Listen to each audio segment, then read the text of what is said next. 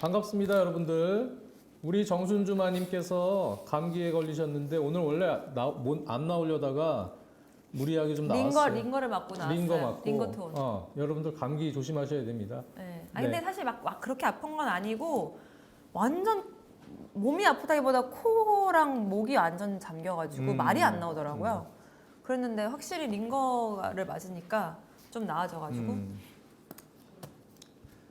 순주 누나 코 풀었었어? 감기 걸려서 코를 자주 풀어야 돼요. 코를 자주 풀어야 돼요. 옛날에는 네. 막 이랬는데 지금 그냥 대놓고. 크앙크앙님 아프지 마세요. 네, 아프면 안 됩니다, 여러분. 급동 아니고요. 건강이 최고입니다. TVN 안 나온 건 아니고요.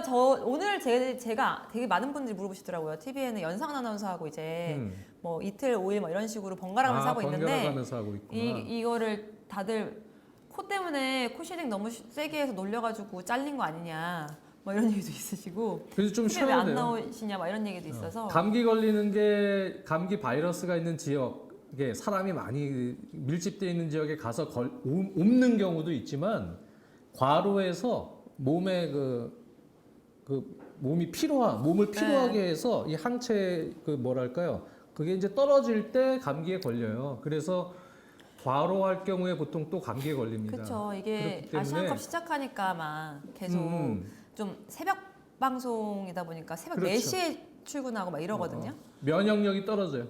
예, 맞아요. 차윤수님 말대로 면역력이 떨어지면서 과로하게 되면 또 감기에 걸리는 거예요. 그래서 항상 휴식은 건강을 위해서 매우 중요한 겁니다. 노로바이러스도 왔다 갔어요. 한겨울에 감기를 너무 안 걸려서 우리 태희랑 너무 신기하다 했는데 네. 딱 작년에 아기가 걸려가지고 위아래로 막 그러더니 아기들 장염 잘 엄마는 걸리죠. 무조건 걸려버려서 그러고 나니까 감기가 오더라고요. 면역력이 떨어지니까. 트룰리킴님 반갑습니다. 저의 오랜 팬이시라고요. 장지현 위원도 러시아 때 아파서 그렇죠. 이게 그래요. 위원님은 러시아 목을 월드컵 많이 때 쓰니까 또 목감기 그때 이제 일정이 러시아 월드컵 전에 계속 목을 쓰니까 전에 엄청나게 빡센 일정을 소화하고 바로 간 거예요. 가서 월드컵 때 쫙 중계를 쉬지 않고 매일 했더니 한 상황에서 그때 이제 모 해설위원한테 또 목감기를 옮았어요. 제가 그래가지고 16강부터 중계를 현지에서 했어야 되는데 그 분과 이제 바통 교체를 하고 제가 16강 때 한국에 왔죠. 이게 정말 아이러니한 게 러시아 때. 가장 목이 강해야 할 그런 피크 시즌에 항상 목을 너무 많이 쓰다 보니까 목이 가장 약해 있어서 금방 감기가 오더라고요. 맞습니다. 어쨌든 그렇습니다. 오늘의 주제는 어제 바레인전을 했으니까 바레인전 얘기도 잠깐 해야죠. 네, 그것도 바레인전 하고 얘기도 하고 요르단 그다음에 경기도 치러졌으니까 이제 상대팀 요르단은 어떤 팀인지도 좀 맞아요. 얘기를 하고 그런 시간을 가질까 합니다. 어제 제가 요르단 말레이시아 경기를 봤어요. 네, 아주 열심히 봤습니다. 새벽 2시 반부터 4시 반까지. 그래서 그 경기 우리는 또 어떻게 해야 될지에 대해서도 같이 좀 얘기를 나눠보는 시간 갖겠습니다. 일단은 우리 선수들 정말 첫 경기가 원래 좀 힘든데요. 네, 첫 경기 정말 잘 싸웠고 열심히 했고 수고하셨어요. 우리 코칭 스태프도 마찬가지입니다. 일단 첫 진짜. 경기를 승리를 이끈 거에 대해서 축하드리고 정말 잘하셨습니다. 네, 열심히 하고 선수들 최선을 다하는 모습 잘 봤어요. 특히나 초반에는 우리가 우려했던 것처럼 대한민국 대표팀의 특징이 있잖아요. 좀 초반 경기가 잘 안 풀리다가 마지막으로 갈수록 잘 되는 좀 합이 맞아지는 이런 그치. 부분이 그런- 없지 않아 있었고 그런 이번에도 부분도 있죠. 분명히 있기는 했었고 그렇지만 역시나 개인 기량들이 많이 보이면서 경기를 이끌어가는 모습을 보였어요. 여러분들은 어땠어요? 어제 경기 이기긴 했지만 조금 이제 답답했던 시간대도 있었죠. 네, 어떤 부분이었다고 생각을 하세요? 좀 답답했던 부분 왜 그랬는지 팬들 입장에서 한번 간단하게 좀 얘기를 해보세요. 네, 이제 라이브 시간이기 때문에 저희가 어차피 편집을 하면 되니까 여러분들 의견도 좀 듣고 싶어요. 사실 제가 없어서 그랬던 것 같아요. 어제 20분부터 제가 합류를 하기 시작했거든요. 근데 20분까지는 잘 못 풀어내더라고요. 어. 근데 제가 오니까 막 그냥 누나 왔어 이러면서 막 선수들이 풀어내기 시작하는데 경고가 너무 심하게 많았어요. 전체적으로는 좀 그 중국 주심이 경고를 원래 많이 주는 주심이에요. 아 근데 네, 너무 편파였잖아요, 솔직히. 누가 그쵸? 봐도. 약간 그런 부분도 있긴 있었어요. 이강인이 혀를 뚫어준 느낌이에요. 공격 전개가 잘 안 돼서 전반이 답답했어요. 라고. 공수 간격이 너무 벌어지던데요. 연계되는 플레이가 좀 아쉬웠어요. 전반 너무 답답했어요. 딱 공통점이 나오네요. 그렇죠? 전반 답답했다. 그거는 이제 첫 골이 나오기 전까지의 흐름을 더 그랬겠죠? 네. 그리고 공수 간격이 너무 멀어요. 벌어졌었다. 그 다음에 서로 조직적으로 합이 잘 안 맞은 것 같아요. 전술적인 패턴이 없는 것 같아요. 주님은. 세부 전술 없이. 뭐 경고나 이런 얘기는 둘째치고 배서희님 공간이 너무 넓었어요. 근데 사실 그게 두 번째랑 세 번째는 비슷한 게 결국에 조금 시스템이 잘 안 갖춰져 있으면 공간은 벌어질 수밖에 없잖아요. 한국의 퍼거스님은 또 정말 감사합니다. 매 매번 회차마다. 이렇게 네. 보내주시는 게 쉽지는 않은데 감기 빨리 쾌차할게요. 이기재 선수도 사실대로 평가해 줬으면 좋겠습니다. 전반의 중원이 답답함, 박용우 혼자는 아닌 듯요. 라고 이것저것님이. 좋아요. 그러면은 지금 얘기했던 부분, 공통적으로 지금 쭉 얘기하는 부분에 대해서 말씀을 드릴게요. 한번 제 생각을. 네. 그래서 대충 어제 우리가 그 바레인전을 제가 호주와의 평가전, 바레인과 호주와의 평가전도 보고 두 경기를 보고 왔다 그랬잖아요. 그래서 게임 플랜을 짤 때 물론 어제 선수들이 결과적으로 이기긴 했지만 조금 이제 좀 아쉬웠던 부분들 앞으로 이제 조별리그 경기 아직 두 경기 남았고 진짜 중요한 토너먼트 단계로 갔을 때 우리가 게임 준비를 할 때 어떤 마인드를 갖고 해야 되는지 그런 부분에 대해서는 어제 보면서 조금 좀 개선이 됐으면 좋겠다. 그거는 뭐 코칭 스텝은 또 알아서 잘 준비를 하겠지만 선수들 스스로도 우리가 어떻게 하면 좀 개선을 할 수 있을지에 대한 제 생각입니다. 개인적인 생각을 어제 보면서 말씀을 드리면 지금 얘기했던 부분 공통적인 부분이 그대로 경기장에 전반전에는 조금 구현이 됐어요. 네, 그래서 바레인전을 제가 두 경기 보고 느낀 건 호주전에 특히 더 그랬지만 네. 이 팀은 내려선다 그랬잖아요. 완전히 내려선다. 템백처럼 내려선다.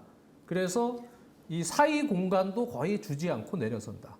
압박을 잘 하지 않고 그리고 그냥 지역방어로 내려서서 공간을 주지 않고 지역방어 형태로 촘촘하게 내려서고 그 다음에 7번에 그 어제 제가 얘기한 선수 있잖아요. 알리 마단이라는 선수.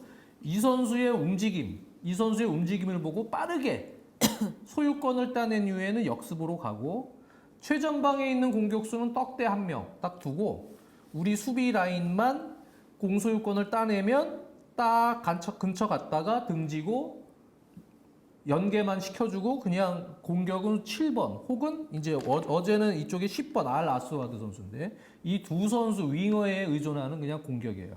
네. 그렇기 때문에 우리가 게임 플랜을 짤 때 어제 같은 경우는 전반에 우리가 4백 빌드업을 들고 나왔어요. 근데 이제 이런 시간들이 많죠. 빌드업을 할 때 우리가 4백 빌드업은 상당히 넓게 벌어진 빌드업입니다. 그런데 이제 보통 최근 유럽 축구에서 조금 시스템화 시켜놓은 팀들, 그렇지 않은 팀들도 많지만 시스템화 시켜놓은 팀들은 보통은 뒤쪽에 이제 3명 빌드업 체계로 많이 가잖아요. 뭐 여기 라볼 피아노 형태로 해서 뭐 풀백들을 아예 터치라인으로 올리고 윙어들은 중앙지향적으로 가서 이렇게 풀백들을 터치라인으로 올려서 수비형 미드필더가 수비라인 사이, 센터백 사이로 내려와서 키퍼 여기 있으면 라볼 피아노 형태로 이제 빌드업이 되던 네. 또는 뭐 풀백이 있으면 그러면 뭐 한쪽의 선수가 이른바 흔히 얘기하는 인버티드 풀백처럼 가면서 비대칭적으로 나머지 풀백이 한 명이 이렇게 뒤에서 3-2 빌드업이 되던 또는 뭐 반대쪽에서도 마찬가지고요. 네.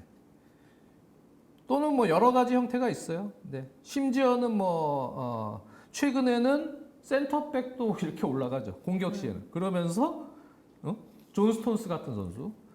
그러면서 이렇게 3둘 빌드업이 되던. 네. 이렇게 이제 좁은 형태로 키퍼도 가세해서 빌드업이 되는 구조는 결국은 좁은 형태에서 잠깐만요. 우리 순주만이 말씀하세요. 순주만이 온 다음에 얘기하지. 감기가 좀 심하게 걸렸네요. 저 사탕 같은 거 하나만 주시면 좋을 것 같아요. 사탕. 네.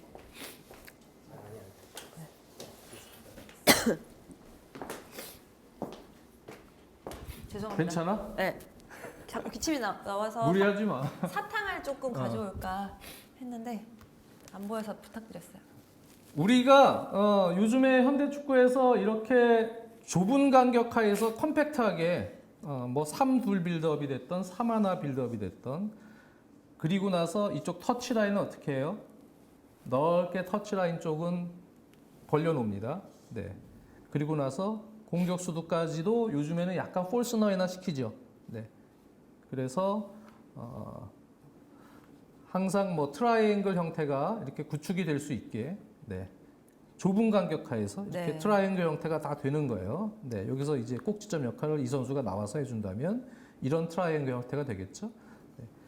이렇게 좁은 컴팩트한 빌드업 체계를 갖춰놓는 이유는 이쪽에서부터의 어떤 상대의 압박이 강한 팀도 있고 전체적으로 조금 부분 압박을 존 프레싱을 하다가 내려서는 팀들도 있지만 일단 숫자 싸움을 편안하게 여기까지 땅 따먹기를 어떻게 가느냐의 이제 문제인데요. 네, 이 파이널 서드라 그러죠. 세 등분했을 때 파이널 서드까지 어떻게 땅 따먹기를 해서 공을 편안하게 일단 전진시킬 수 있느냐 첫 번째에서 그 효율성을 찾기 위한 방안이에요. 그래서 조금 더 컴팩트한 거리가 짧은 구조하에서 순간적으로 상대가 압박이 들어와도 숫자 싸움을 순간적으로 풀 수 있게끔 무브먼트를 트라이앵글 형태로 가져가고요.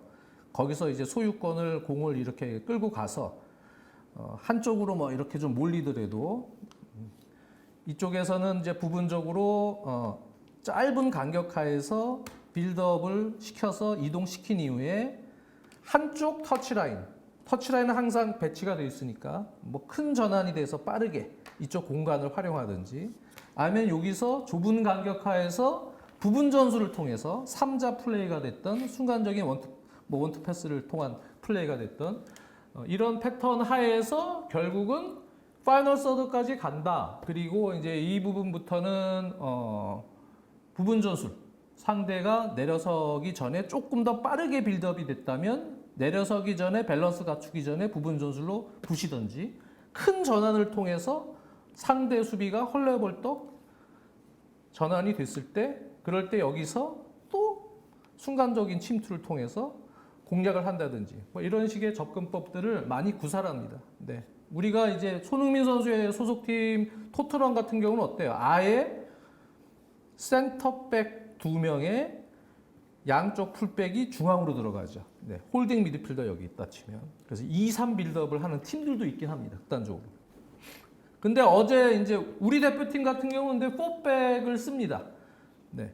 4백을 운영을 하는데 어제도 라이브에서 얘기했듯이 클린스만호 감독의 어떤 축구는 우리 이쪽 공격진은 아주 유능한 선수들이 많아요. 네, 재능 선수들이 많아서 이쪽에서의 좀 창의적인 동선, 이강인 선수도 프리하게 움직이고 손흥민 선수도 여기서 프리하게 조금 더 세컨 스트라이커처럼 움직이면서 사이 공간을 좀 찾으려고 하고 그 다음에 여기서 이재성이 됐던 이런 선수들도 마찬가지입니다. 황인범은 또 순간적으로 올라가고 수비를 잡아놓는 거는 여기서 최전방에 조규성 같은 선수가 하고 이 앞선에 있는 선수들의 창의적인 어떤 움직임 이런 부분들 선수들 스스로에게 중요하긴 하지만 어제 같은 경우에 빌드업을 할 때는 뒤에 너무 비효율적으로 숫자들이 남아 있어요. 네.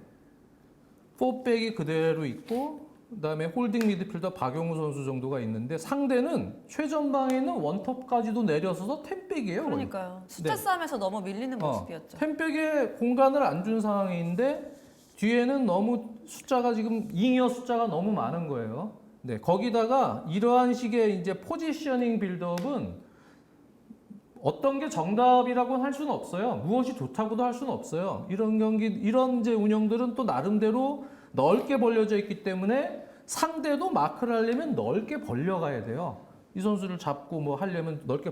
그러면 이제 넓게 횡간격이 상대도 벌어지다 보면 그러면 그 사이 공간으로는 또 중앙으로 넣었다가 사이드로 뺄 수 있는 공간도 좀 생기기 마련이에요. EDYH님이 우리는 거의 4-1-4-1 포메이션. 그렇죠. 4-1-4-1이죠. 황인범 선수는 이제 좀 공격적으로 올라가는 형태니까 공 소유 시에 얘기하는 겁니다. 그런데 이제 이런 빌드업은 단점이 뭐냐면 아까 컴팩트한 그런 최근의 트렌드들 그런 축구에 비해서 일단은 아까 많이 해주셨지만 공수 간격이 좀 벌어질 수밖에 없어요. 왜? 타이트한 트라이앵글 형태로 오므려서 들어가는 그 시스템이 아니에요. 포제셔닝으로 일단 들어갔다가 윙어들만 조금 뭐 프리하게 공간 잡으려고 자꾸 움직이고 하는 시스템이고 풀백은 아예 넓게 벌려져 있습니다. 그러면 네, 빠른 지원이나 뭔가 유기적으로 움직일 수 있는 플레이가 좀 늦어질 수 있는 단점이 있네요. 그렇죠. 근데 이런 상대인데 상대가 이렇게 내려서 버리면 우리는 이 사이 공간으로 주거나 나와주는 선수의 패스의 길이가 길어질 수밖에 없고요. 그렇게 되면은 어제 뭐 김민재 선수가 상대가 약간 정비되기 전에 빠르게 긴 거리인데 그걸 스루 패스를 넣어줘서 골을 만들어냈잖아요. 네. 그런 장면은 정말 나오기 쉽지는 않아요. 김민재니까 한 거죠. 그렇죠. 오히려 긴 거리를 주려다가 미스가 많이 나올 수 있어요. 상대는 뒤에 엉덩이를 웅크리고 있다가 나오면서 수비가 되기 때문에 끊기거나 긴 거리니까 아무래도 정확도가 좀 떨어지죠. 네. 그리고 상대가 예측할 수 있는 시간도 생깁니다.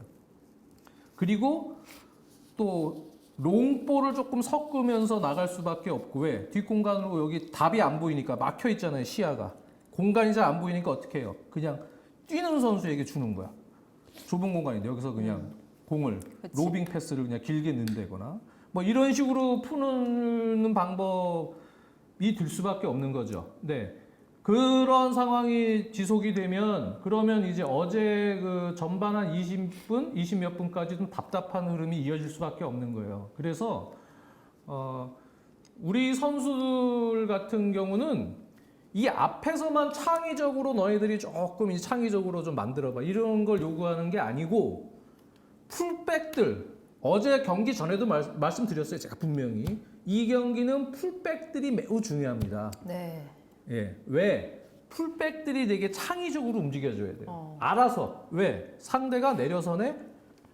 그러면 알아서 쓱 보고, 비효율적으로 너무 숫자가 이러면 박용우 선수도 그냥 사이로 이렇게 벌어지면서 라볼 피아나 방식 형태도 선수들이 스스로 만들면서 서령우 선수가 어제 먼저 오른쪽에 나왔죠. 이런 선수들이 이제 중앙까지 이렇게 받아주러, 네.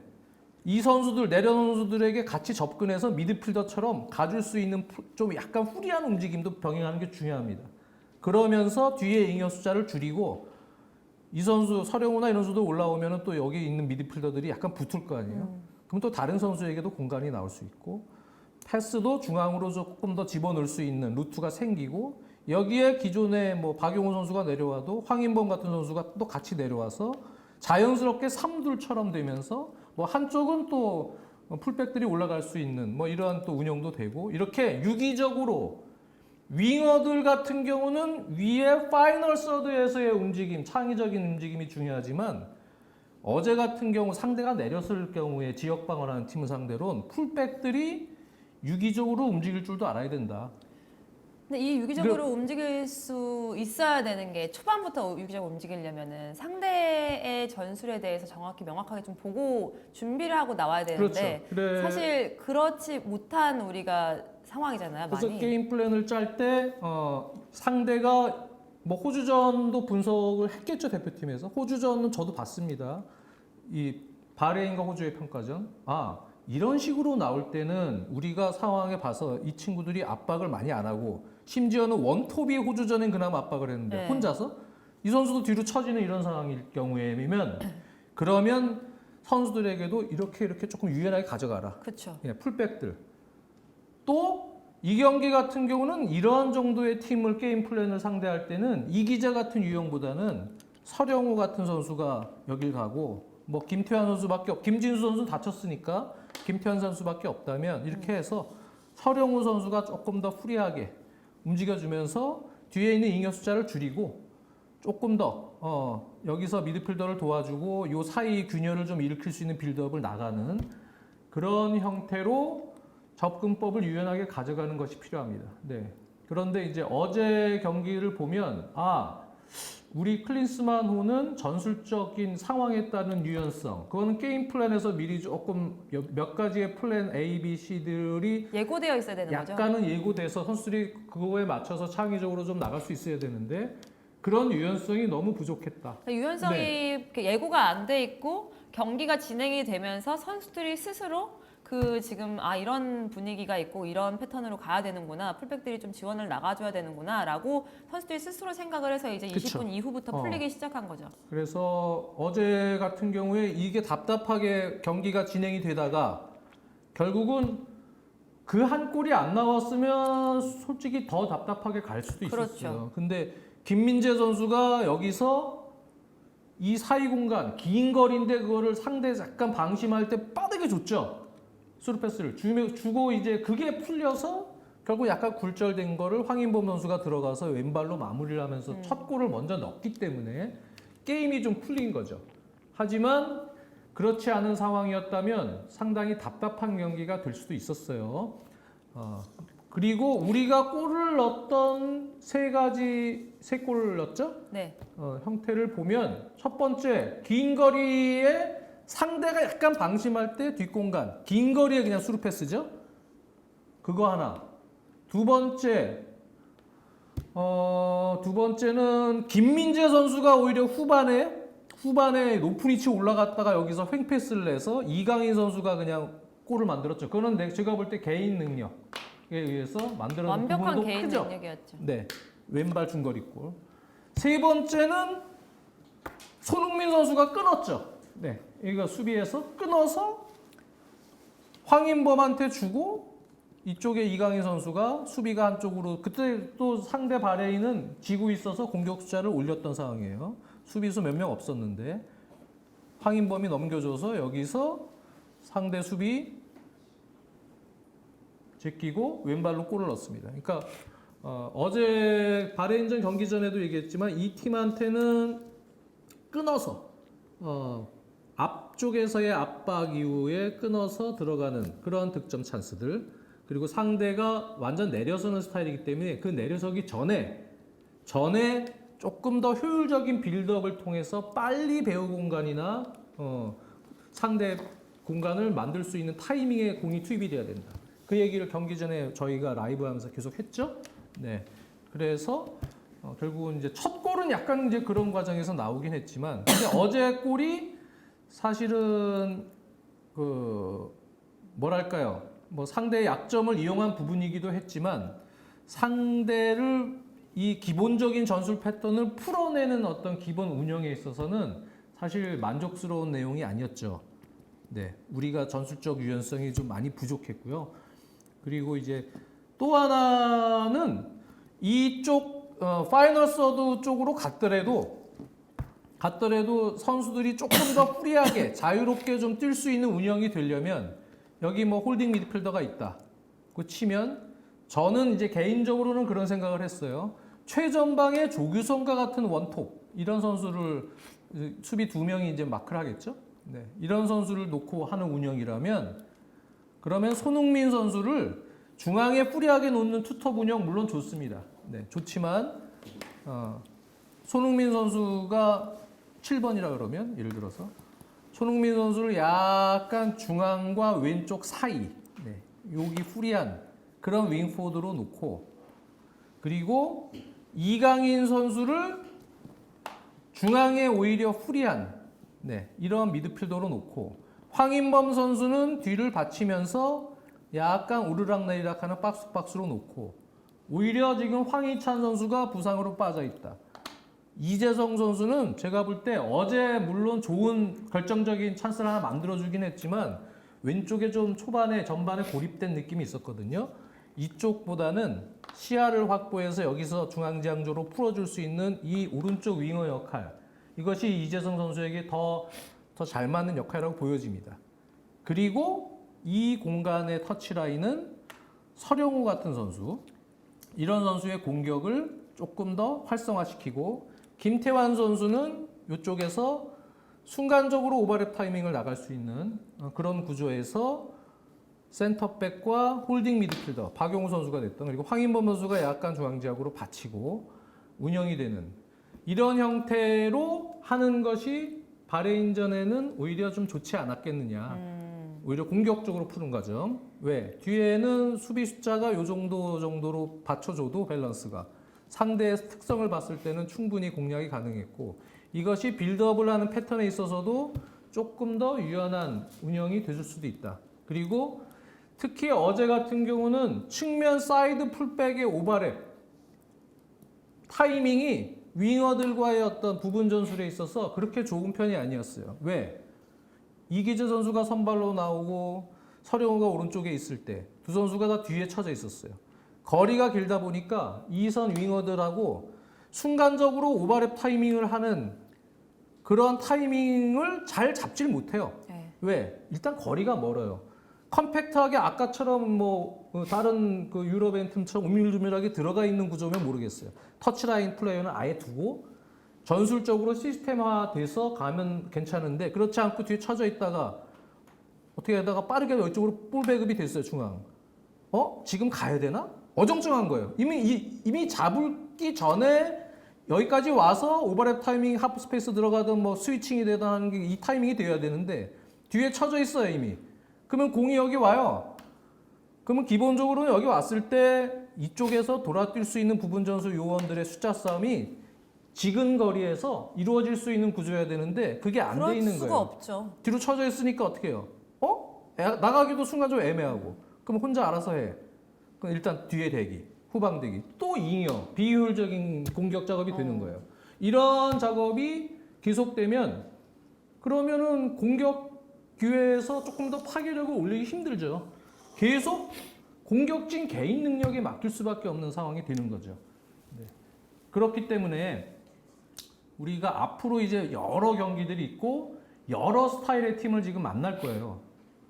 우리가 풀백들 또 빌드업 체계 이런 부분을 조금 이번 대회만큼은 선수들에게 유연하게 조금 지시를 해서, 선수들이 다 여러 소속팀에서 몇 가지 패턴들을 해본 선수들이에요. 그래서 이해는 분명히 할 겁니다.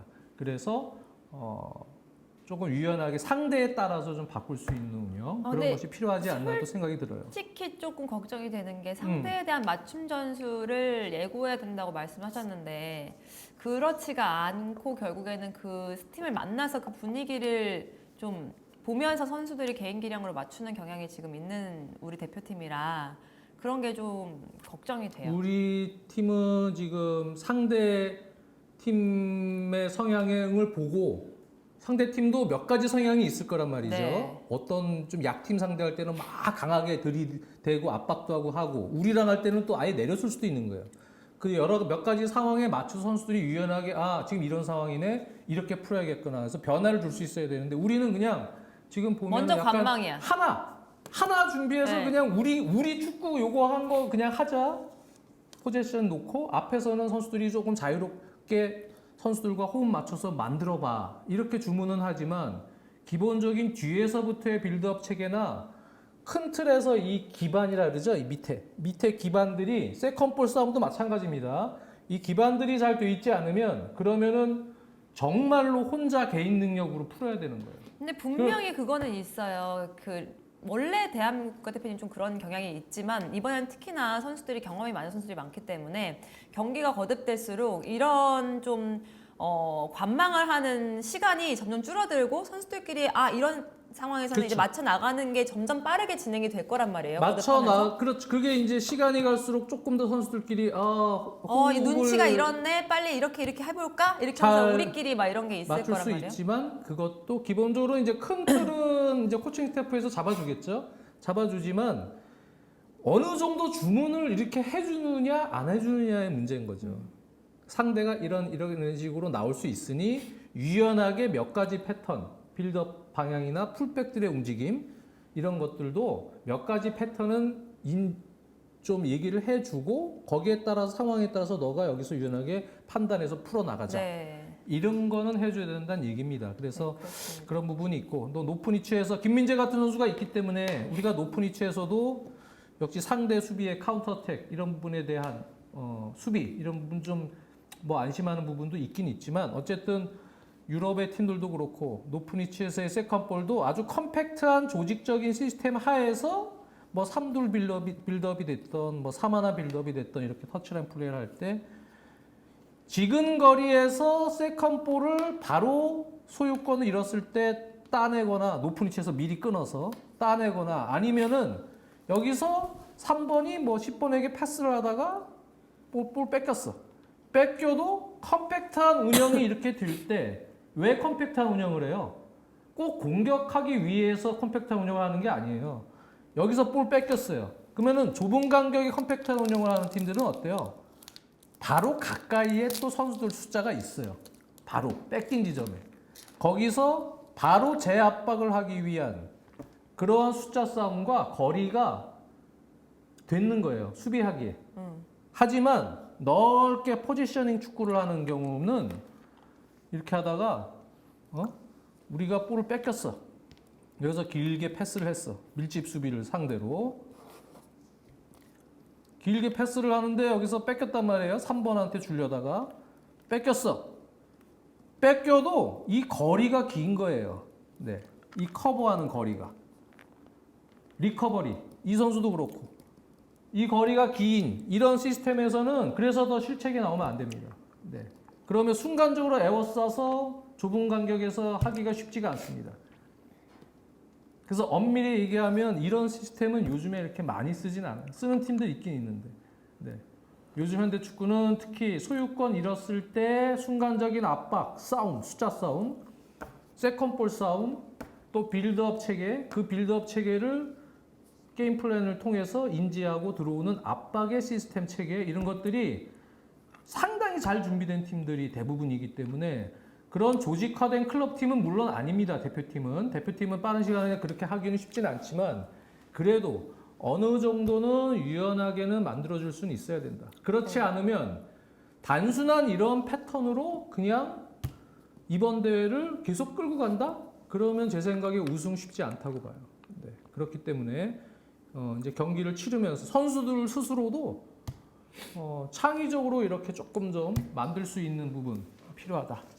어쨌든 바레인은 이렇게 내용적으로는 좀 우리가 문제를 많이 좀 짚어봤지만 결과적으로는 3대1로 가져갔습니다. 그래서 1승을 가져갔기 때문에 조금 마음적으로 심적으로 선수들이 여유가 있을 것 같은데 부상 지금 고민하신 분들이 계셔서 얘기를 드리는데 손흥민 선수하고 이강인 선수를 현지에서 직접 만나본 결과 몸에는 문제가 없다고 얘기를 하더라고요. 이강인 선수. 네. 황희찬 선수는 언제쯤 복귀가 될까요? 그거까지는 잘 모르겠어요. 뭐 가벼운 부상이라고 하기 때문에. 다음 경기는 무리시키지 않겠죠? 그쵸. 네. 조별리그에서는 좀 힘을 빼고. 조별리그에서는 좀 힘 빼고. 김진수 선수는 조별리그 나오기 쉽지 않고. 네, 쉽지 않죠. 그런 상황인데 이제 요르단전을 저희가 이제 얘기를 해야 되잖아요. 네. 요르단전이 어제 밤에 또 펼쳐졌었고 사실 제가 보기에는 바레인보다 요르단을 조금 더 경계해야 될 것 같다는 생각이 들어요. 바레인에서도 많은 분들이 그런 얘기를 했었거든요. 우리가 무시하면 안 되는데 너무 야빠서 시작한 게 아닌가라는 얘기도 있었어요. 근데 요르단은 잘 준비해야 될 것 같다라는 요르단은 어제 본 요르단은 마치 아시아 팀이지만 네. 플레이 스타일이 여기가 모로코 출신 감독이거든요. 약간 북아프리카 팀들 스타일을 들어오더라고요. 네. 그래서 뭐 모로코든 알제리든 뭐 이런 팀들 있죠. 이런 팀들 같은 스타일이에요. 이게 상당히 도전적입니다. 네. 그리고 앞선에 있는 공격진 3명 가지고 공격을 하는데 이 공격진들 기량이 이제 상당히 좋습니다. 그래서 기본적으로는 5-3-2 수비 시에 공소유권이 없을 때 5-2-3 5-3-2가 아니고 5-2-3입니다. 이렇게 그냥 그리고 공격 3명 네. 이렇게 축구를 합니다. 이 팀이요. 그래서 우리가 이렇게 있으면 네. 이렇게 5명. 그래서 어제 첫 골을 넣었던 선수가 원래 윙어 역할 많이 보는 13번 선수인데요. 알마르디. 이 선수도 시작부터 아예 윙백. 네. 윙백 역할이에요. 그러면서 상당히 이제 플레이 스타일이 바레인과는 좀 다릅니다. 네. 다른 경기를 제가 많이 본 건 아닌데 이 선수들 성향을 아마 그렇게 감독이 만들어 놓은 것 같아요. 그래서 볼 잡으면 상당히 도전적으로 가까이 있는 선수가 압박을 강하게 합니다. 그렇기 때문에 우리 입장에서는 선수들이 패스 타이밍을 일단 빨리 가져가는 게 중요해요. 이 경기만큼은 템포가 지난 바레인전은 상대가 이렇게 내려앉다 보니까 공간 보고 뭐 하느라고 조금 이제 템포들이 좀 처지는 경우가 있었지만 이 경기는 그런 거 없이 달려들 거예요. 이 선수들이 달려드는 상황이 많기 때문에 우리가 소유권을 얻었을 때 특히 수비 라인 김민재 선수도 패스를 잘하는 선수죠. 근데 다른 선수 정승현 선수가 나오든 또 뭐 김영호 선수가 나올 수도 있지만 어쨌든 그리고 풀백들 뭐 이기재 선수가 나올지 모르겠지만 어쨌든 뭐 서령우나 김태환이 나왔다. 그러면 박용우 선수도 그렇고 빨리빨리 판단해서 달려들기 때문에 특히 박용우 선수 쪽으로 볼 배급이 된다. 이럴 때 다음 플레이 빨리빨리 미리 생각을 해놔야 됩니다. 그냥 달려듭니다. 네. 여기 중앙 미드필더 2명도 그냥 달려듭니다. 그렇기 때문에 빨리 판단해서 빨리 풀면 오히려 이런 팀들은 우리가 빨리 하고 싶지 않았는데 니네가 빨리 하게 만들잖아. 그래서 오히려 공을 쉽게 더 방출해서 사이 공간으로 들어가서 쉽게 여기까지 들어갈 수도 있어요. 이런 팀들. 빨리 되면. 일본이 그렇게 해갖고 빨리 일본은 플레이에 군두더기가 별로 없어요. 그게 팀의 장점이에요. 선수들이 터치 하나도 다 이유가 있는 터치를 해서 한 번 터치 주고 움직이고 JK님 감사합니다. 감사합니다. 군더더기가 없기 때문에 좋은 팀인 거예요. 조직적으로. 네. 쓸데없는 어떤 터치, 쓸데없는 움직임은 별로 안 해요. 그러니까 일본 같은 팀은 이 요르단 팀 같은 팀 만나면 밥상에 고기들이 많은 거예요. 막 달려들면 탁탁탁 주고 그냥 빼내는 거예요. 그러면 오히려 요르단은 장점도 있지만 단점도 분명한 수비적으로 단점도 노출할 수 있어요. 근데 이런 팀한테 말리는 경우는 어떤 경우냐? 우리가 간혹 북아프리카 팀과 평가전 할 때 월드컵 때 알제리하고도 그랬지만 정신없이 막 초반에 볼 소유할 때 막 실수하고 막 그러면 공격진의 또 개인 능력들이 좋기 때문에 막 달려드는 이 공격진들 뭐에 정신 못 차리고 그냥 한 번 말린다 그러죠. 그 패턴에 말려버리면 정신 못 차리고 이 팀 왜 이렇게 잘해? 근데 이 팀의 적극성에 밀려서 당황해서 그냥 실점을 연이어서 하는 경우들이 있단 말이죠. 결국 이 말은 경기 초반이 가장 중요하다는 얘기인데 선수들이 관망하고 지켜보고서 조직력을 맞춰나갈 시간이 없는 거네요. 그렇습니다. 그리고 특히 어제 그 요르단의 공격진들 우리가 뭐 잘 누차 경기하고 있는 선수 아예 번호를 이쪽으로 들어야겠다. 10번의 무사 알타마리 왼발잡이 몽펠리아의 이 윙어 공격진 이 선수 아주 훌륭한 선수고요. 그리고 그 앞에 이제 11번과 9번 두 선수가 다 카타르 리그에서 뛰는 선수 공격진들입니다. 11번의 알 나이마스 선수하고요. 그다음에 9번의 알리 올완 이렇게 세 선수로 공격하는 팀이에요. 5-2-3으로 세 선수로 공격을 하는데 이 두 선수는 스위칭을 많이 해요. 이놈이 일로 갔다가 이놈이 또 일로 갔다가 움직임에 따라서 서로 익스체인지를 많이 하고 물론 왼발잡이 알타마리도 약간 중앙지향적으로 이제 들어와서 공격 가담을 하긴 하지만 이 두 선수들에 비해서는 이제 이쪽에서 좀 파괴력 있는 돌파 또 득점 지원 해주는 거고요. 그래서 이 세 선수는 공격에 집중한다. 그러면 우리가 어떻게 해야 됩니까? 키퍼 포함해서 얘네들 리듬을 맞춰줄 필요가 없어요. 얘네들이 막 달려들면 시킬 줄 알아요. 팀 템포를 빼앗아야 되는 거죠. 원 줄 알았지 원투 들어가는 거예요. 무슨 얘기인지 아시죠? 원 줄 알았지. 왜 그래? 달려들어. 딱 와. 팍팍팍.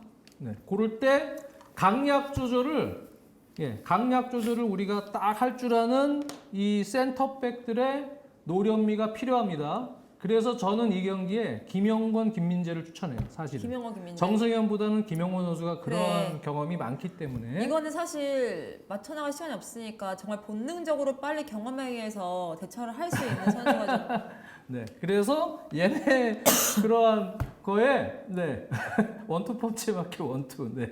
뭔 말인지 알겠어요? 클로드 마케렐레님? 아니야 뭔 원투 말인지 이러면 안 알겠어요? 돼. 원, 투, 쓰리 이런 식으로 템포를 그렇죠. 얘네들 다르게 해야 그래서 되는 거지. 그러면서 빌드업을 얘네들을 달려드니까 오히려 끌어들여서 공간 만들면 그때 투입시키는 네. 그러한 어떤 준비 마인드 그런 컨트롤을 조금 해놓고 그리고 황인범 선수나 이런 선수들이 이제 경기 초반에는 홀딩 미드필더를 좀 도와주면서 어디 갔냐? 예. 도와주면서 내려와서 네. 빌드업을 조금 더 상대 압박 성공하지 못하게 편안하게 갈 필요가 있습니다. 초반에 실책 나오면 안 됩니다. 그러면 이 공격진 3명이 기량들이 아주 좋아요. 네. 그리고 윙백들도 오른쪽 윙백은 이 팀 주장이고요. 네. 그리고 그 에산이라는 선수, 이 선수가 노련하면서도 잘하더라고요. 그 왼쪽 풀백 어제는 골 넣고 좀 다쳐가지고 빠졌는데 이 선수도 공격적이에요. 네. 이 선수들이 달려들지 못하게 우리가 여기서 실책을 하면 1차 빌드업이나 후방에서 빌드업에서 실책을 하면 이 선수들 윙백부터 미드필더도 2명도 기량이 아주 좋아요. 알 라시단, 알 라와부데. 말레이시아 리그에서 뛰고 뭐 이런 선수들이긴 한데 어쨌든 두 선수도 기량이 좋기 때문에 달려들어서 순간적으로 우리가 위기를 맞을 가능성이 있습니다. 그렇기 때문에 여기서 안정감 있게 가면 그러면 얘네들의 이제 수비적인 약점이 뭐냐면 공이 쉽게 방출됐다. 그러면 우리 이제 여기에 이선 자원들과 공격진이 얘네 윙백 1명 상대할 수 있습니다. 그래서 결국은 사이드를 공략을 해야 됩니다. 중앙을 들어갔다가 사이드. 왜? 이 공격진 3명은요. 공격에 집중을 하고 있기 때문에 수비 윙백과의 거리가 멀어요. 전술 구조도 5-2-3이죠. 네. 5-2-3이기 때문에 윙포드와 윙백 사이가 일단 멀기 때문에 우리는 흔히 얘기하는 이 공간 여기서 얼리 크로스를 많이 넣을 수 있는 공간이죠. 이 공간을 쉽게 먹을 수가 있어요. 네. 그렇기 때문에 이쪽으로 돌아뛰는 선수들에 대한 움직임 전술적으로 준비를 해야 되고요.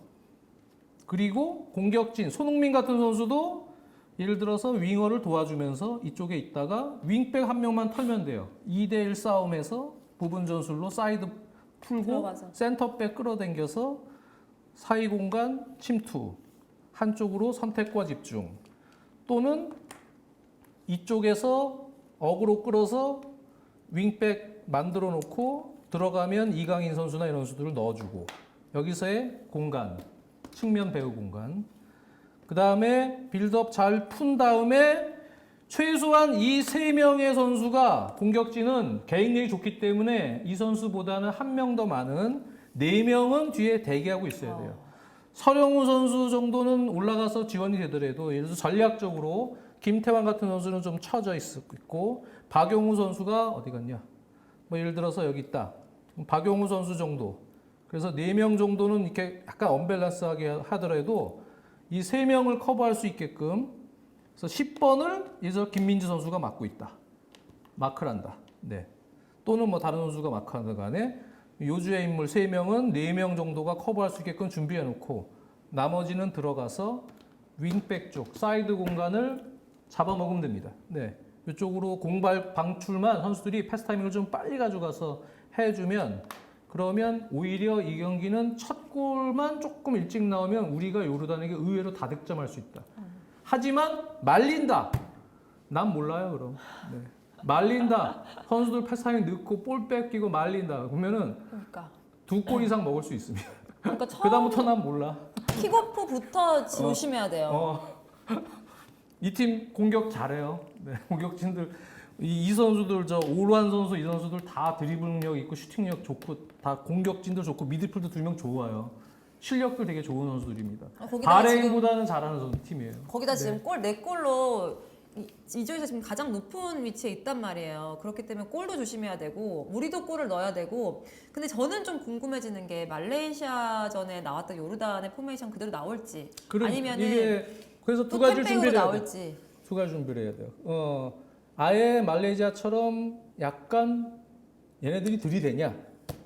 아니면은 완전히 다른 스타일인데 그러니까 완전 내려쓰냐? 완전 내렸을 수도 있어요, 감독이. 한국전에서는. 우리랑 그것도 붙는 많은 계산하고 팀들이- 들어오야 되지만 중요한 건 공격진 3명은 기량이 바레인보다는 훨씬 좋다. 네. 그리고 기본적인 성향은 지역 방어보다는 순간적으로 적극적인 성향이다. 이거는 감독도 그렇더라고요. 감독도 막 화도 내고 적적이더라고요. 이 감독이. 그래서 이 팀은 기본적으로 전략적으로 안전하게 나오려는 스타일은 아니다. 상당히 도전적인 컨셉을 갖고 임하는 팀이다. 이거는 맞는 것 같습니다. 그래서 상당히 좀 힘든 경기가 될 것 같은데 그거를 우리가 상대를 알면은 쉬워요. 오히려. 네, 그거를 잘 활용하면 역이용해서 그러면 요르단은 오히려 우리의 밥이 될 수 있다. 아주 준비를 맛있는 잘해야 밥이. 된다. 네, 그렇게 일단 생각이 드는 경기였어요. 저는 네. 위원님께도 질문하고 싶은 게 요르단이 어쨌든 공격적인 팀이다라고 얘기하셨는데 그냥 공격적인 팀인 거예요? 파울을 많이 유도하고 침대를 하는 그런 팀인 거예요? 적극적이고 도전적인 성향이다 보니 파울, 우리 부상 조심해야죠. 좀 그러니까 제 왜 말은 경합 상황을 만들면 안 돼요. 경합 상황. 경합 상황은 패스 미스나 루즈볼이 된 상황에서도 많이 나오니까 최대한 우리가 볼 소유를 안전하고 정확하게 할 수 있어야 부상도 방지할 수 있는 겁니다. 근데 만약에 루즈볼, 세컨볼 이런 상황이 많아지면 이 선수들 그냥 달려들고 체격 조건도 이 선수들 좋거든요. 달려들기 때문에 그럴 때 다칠 수 있습니다. 그래서 바레인전 선수들 뭐 태클 심했다, 경고 많다 하지만 성향적으로는 요르단이 더 도전적이기 때문에 이 경기 부상 조심해야 됩니다. 부상도 조심해야 되고 지금 카드도 조심해야 됩니다. 8강까지 계속 누적이 되는 상황이라서 선수들 카드 이미 너무 5장 많이 받았기 때문에 5장 받았기 때문에 그 관리도 잘 해야 되고요. 어쨌든 이 경기는 우리 코칭 스태프들이 경기 분석을 하겠죠. 그래서 몇 가지의 상황에 맞춰서 저도 이 경기 요르단 경기를 많이 본 게 아니기 때문에 다른 경기 때 어떻게 나왔는지 몇 경기들을 쭉 분석을 하면 아마 이 팀이 경기마다의 어떤 패턴들이 나올 거예요. 이 팀하고 이런 팀하고는 이런 식으로 이런 팀하고 그러면 이제 그 감독의 성향을 보고 우리와는 이렇게 나올 확률이 높다. 그걸 플랜 A에 준비시키고 그 다음에 두 번째 플랜, 세 번째 플랜 정도는 선수들에게 빌드업 상황, 전적인 게임을 컨트롤할 수 있는 상황 이런 부분을 멘탈리티적인 측면에서 얘기를 좀 잘 할 수 있는 준비가 할 수 있는 그런 경기가 됐으면 좋겠어요. 네.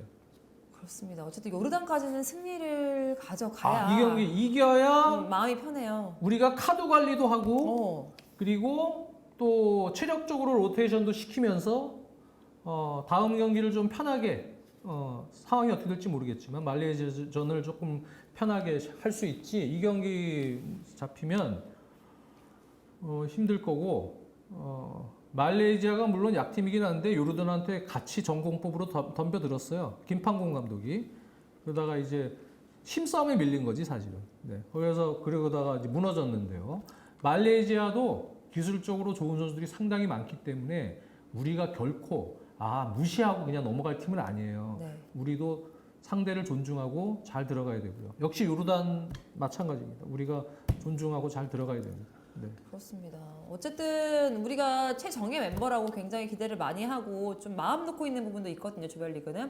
근데 마음 놓을 만한 상황은 아닌 것 같아요. 네. 이게 축구는 11명이 하는 거예요. 팀 스포츠입니다. 그렇기 때문에 제가 어제도 경기 시작 전에도 우리 순주마님 어제는 이제 윤정한 캐스트랑 같이 누차 강조했지만 설레발을 치면 안 됩니다. 네. 이미 뭐 결승전 한일전이 되는 것처럼 막 설레발 치는 언론 또는 방송들이 좀 간혹 있던데 그렇게 호락호락하지 않아요. 네, 아시안컵이라는 게 막상 붙어보면 이 팀 생각보다 잘한다 이런 생각들 좀 들는 아마 분들도 계실 거예요. 아시안컵을 좀 처음 보거나 몇 번 많이 안 본 상황들은 그만큼의 중동의 뭐 다른 팀도 마찬가지지만 이번에 귀하들도 다른 국적 선수들을 많이 시켰고요. 그 기본적인 선수들의 기량이 과거보다 많이 올라가 있어요. 그렇기 때문에 물론 앞선에 있는 우리 선수들의 개인 기량이 B클럽에서 뛰고 있고 더 좋은 건 사실이지만 팀적으로 봤을 때 우리가 압도적으로 결승 정도에 갈 정도의 상황이라고 장담하기가 힘듭니다. 팀으로 봤을 때. 그렇기 때문에 한 경기 한 경기 상당히 그 앞에 있는 경기에 대한 분석 잘 하고 준비하고 한 경기 한 경기를 다 넘어갈 수 있어야 결승까지 가는 거예요. 네, 그렇기 때문에 절대로 이제 앞으로 뭐 결승 뭐 이런 얘기는 미리 하지 말고 앞에 있는 경기 얘기를 할 수 있는 또 그런 언론들이 됐으면 좋겠어요. 그렇습니다. 저희가 어제 이렇게 본 적이 없어요. 계속 이렇게 봤어요. 그 말은 우리가 항상 지금 뭔가 긴장하고 봐야 된다는 거거든요. 그러니까 물론 뭐 그런 상황에서도 앞에서 어려운 경기에서도 또 이강인이나 손흥민 선수나 이렇게 우리 선수들의 또 활약 속에 이길 수 있는 가능성은 더 높은 건 사실이에요. 네, 사실이지만 팀이 조금 더 준비됐을 때는 그 리스크를 줄일 수 있죠. 네, 그 얘기입니다. 제가 뭐 이렇게 요르단에 대해서 너무 요르단 띄워주는 거 아니 이렇게 얘기하시는 분들도 있겠지만 그런 차원이 아니고 겸손하게 준비를 하란 얘기죠. 네, 겸손하게 상대방의 장점을 최소화시킬 수 있는 방법이 뭔지 그리고 우리는 리스크를 줄일 수 있는 방법이 뭔지를 겸손하게 잘 하고 들어가야 조금 더 쉽게 확실하게 이길 수 있다고 생각이 듭니다. 네, 그렇습니다. 저희가 오늘 정말 1시간 꽉 채워서 바레인전하고 요르단 이제 리뷰 프리뷰를 같이 해봤는데 점점 더 어쨌든 이렇게 대한민국 경기를 보니까 재밌어지는 것 같고 그렇죠. 요르단 경기가 어떻게 될지 여러분들 같이 한번 지켜보시기 바라겠습니다. 저희 이거 편집해서 또 나갈 거거든요. 이런 분석 해주시는 데가 잘 없어요. 그렇기 때문에 요즘 많이 있겠지. 원투펀치 뽕을 해야죠. 국뽕 말고 원투펀치 뽕 이런 느낌으로. 그러니까 열심히 편집본도 보시고 함께 대한민국 팀하고 함께 한번 준비를 해봤으면 좋겠습니다. 저희 인사드릴게요. 안녕히 계세요. 안녕.